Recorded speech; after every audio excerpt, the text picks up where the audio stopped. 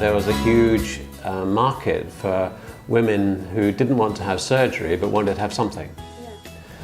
So there was that gap between having facial surgery, major chemical peels, or beauty type treatments with makeups and facials and things. There wasn't anything in between at that time. I think one of the big revolutions in treatment was the volume fillers. So for cheeks and depressions and improving the jawline. So using volume fillers was a big change, and it went from just doing line fillers to being able to change the shape of the face, which was a big, big jump.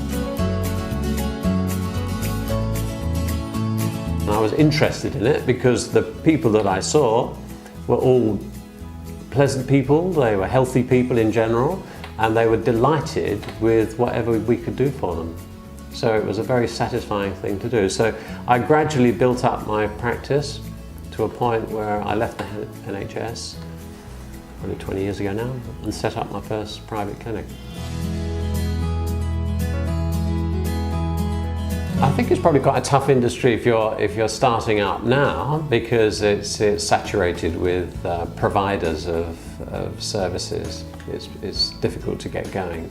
So if you want to get into it, you've got to have a passion for it. You've got to have a desire to do it. And one of the things that we find in courthouse clinics, where we work with doctors within our clinics, is that the transition from NHS, and many of the doctors might be part-time GPs, they might be part-time, whatever they're doing in the NHS, to come into the private field is quite a jump in terms of how they deal with people.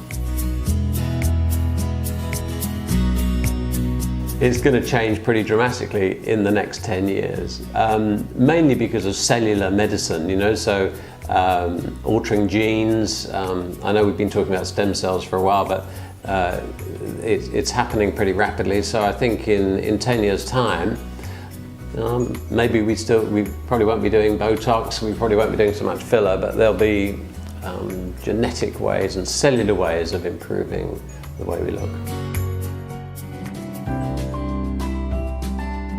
The advice I gave myself, and I have given other people, is that if you have an idea for something, to do something, you must pursue that and focus that, and there's always going to be winds that try and push you off course and deflect you, but once you have that in your mind, you have to stick with that focus. So that's an important piece of advice, I think, for people kicking off in this industry, and also carrying on in it. You have to be focused in what you're doing, because there's always going to be somebody saying, "Oh, you don't want to be doing that," or you should be thinking about this.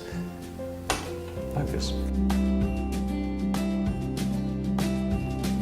Last autumn, I was sitting in a cafe in the south of France, sitting with my wife, and we're watching people go by, as you do on those nights, and seeing these terrible lip jobs, particularly older women, with the top lip being much bigger than the bottom.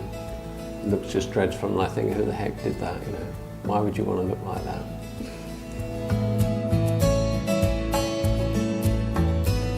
My motto for cosmetic work is to under-promise and over-deliver. And what I mean by that is to give people realistic expectations of what the outcome's likely to be, because obviously if you're promising the earth and you can't produce it, you're going to get many disappointed patients. If you can do that little bit extra, then they're delighted.